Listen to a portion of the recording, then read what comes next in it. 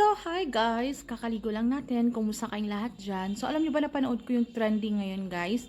So, kalat na kalat siya sa social media guys, yung police, tsaka yung kanyang partner na pinatulan niya, sinuntok niya guys. So, sobrang kawawa talaga yung babae guys. So, dapat, alam mo yun, sa mga itong sitwasyon na pag, syempre kahit ano namang yung sinusuntukan ng babae, alam mo yun, dapat wag mong patulan kasi syempre iba yung lakas ng lalaki guys pag sinuntok, 'di ba? Tingnan niyo sa video si babae, yung parang nawalan siya talaga ng ng malay guys, natumba siya.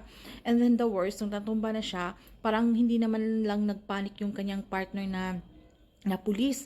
So, parang kalmado pa rin guys. So, alam mo yun. Pero nakita ko rin guys na nabasa ko rin parang natanggalan na ng lisensya yung police. So, I don't know if it's true. So, sana guys, di ba, lesson learned. Kasi kahit ano naman yung galit or kung sinusuntok-suntok ka ng partner mo, syempre babae yun guys. Iba pa rin yung lakas ng lalaki. Di ba? So, kung talagang tunay kang lalaki, hindi ka nanakit ng babae, di ba? So, syempre, kung hindi mo na kaya yung sitwasyon, pwede ka naman lang mag-walk away, okay? Pwede mo kontrolin yung sarili mo, guys. Kasi, gaya niyan, nasa huli yung pagsisisi. So, imbis na, tanggalan ka pa ng lisensya, di ba? Buti nga, hindi mo napatay yung partner mo, kundi talagang rehas ka, di ba? So, para naman sa mga babae, guys, sinasabi ko, wag din yung parang yung putak ng putak, yung parang pinoprovoke natin yung lalaki na kasi pag ganyan kasi parang namumuo yung tensyon, yung galit. So minsan kasi yung tao hindi na nila alam na yung mga ginagawa nila dahil sa matinding galit, doon na lang nila realize kung ano yung nagawa nila guys. So 'di ba? So dapat din tayo yung parang control din, okay? So kasi dapat isipin muna natin yung ating safety, okay? Kaya nga minsan yung mga magjojowa kapag nag-aaway guys, minsan napapatay, di ba? Syempre kasi wala tayong laban, babae tayo, malalakas yung mga yan. So dapat isipin mo rin yung safety natin. So kung galit man tayo guys, so pwede naman, hindi ko naman sinasabing maging quiet na lang tayo. So pwede naman natin yung i-deliver na basta't alam mo sa sarili mo na hindi yung parang hindi ikaw yung kawawa sa sitwasyon guys no at the end na ganyan. Huwag kang makipagsuntukan guys kasi sipin mo yung lakas ng lalaki, syempre pulis pa yon. So talagang kawawa guys. So swerte-swerte na lang talaga kung meron tayo nagkakaroon tayo ng partner na talagang hindi makapanakit. Pero dapat yung mga ganyang gawain guys, hindi dapat tinotolerate guys, di ba?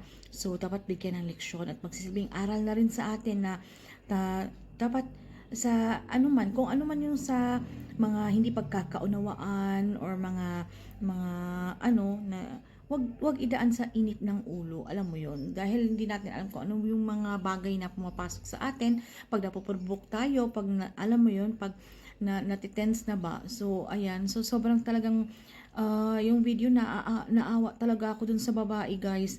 So alam mo, sa amin naman ni Mister, pag nag-aaway minsan naman guys, hindi mo rin maiwasan yung sumigaw ka, ganon. So ako naman, hindi naman tayo talaga perfect. So pag talagang meron akong talagang hindi gusto, lalo na syempre pag meron kang postpartum pa, 'di ba? Meron kang anak na maliit, ganun. Alam mo yun, sobrang nai-stress ka talaga. So hindi mo maiiwasan yung galit talaga. So minsan naman guys, ako sumisigaw ako. Tapos pero hindi naman ganun talaga guys, na talagang pinoprovoke mo talaga na lagi kang nakasigaw na yung parang inaano mo na yung asawa mo na ganun. Hindi naman ganun guys. So yun, pag sinasabi ko lang lahat na ganun yung mga hinanakit ko, na then after guys, tumatahimik na ako. Basta nasabi ko na lahat, ayun na, okay na. So, ayan guys. So, communication lang talaga. So, pag-usapan, ganun lang talaga para ma-solve yung problema. Hindi, wag yung sa init ng ulo. Tsaka wag mong siyang pag nakainom or mainit ang ulo guys, ganun. Kasi talagang mag-aano yan yung inyong mga hindi nyo alam kung anong mangyayari, di ba? So ayan lang. So talagang sobra. So wag po natin yung dapat lesson learned na po sa atin yan, right? So nakakaawa lang guys. So ayan lang guys for today. So kumusta kayong lahat? And na-miss ko kayo. At yun lang guys yung ating update for today. So ngayon na bagong ligo ako guys. So, ayan, pupuntahan ko si Kalia dahil, I think, gising na siya kasi nag-nap kasi siya, guys.